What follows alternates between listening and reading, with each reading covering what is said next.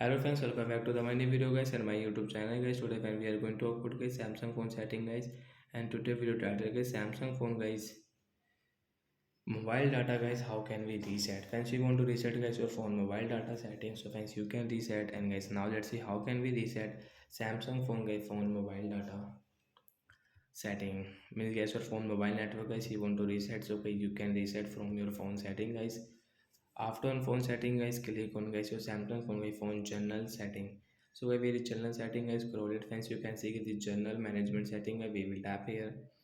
Then guys click on my phone reset setting guys. Tap on guys Samsung phone reset setting.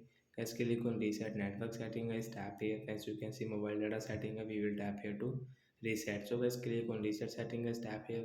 After 5 seconds guys your phone mobile data setting will reset, and guys you can use guys your phone mobile data setting in your Samsung phone device. So I hope friends you understood how to reset Samsung phone guys phone mobile data. So bye guys, thanks for watching the video.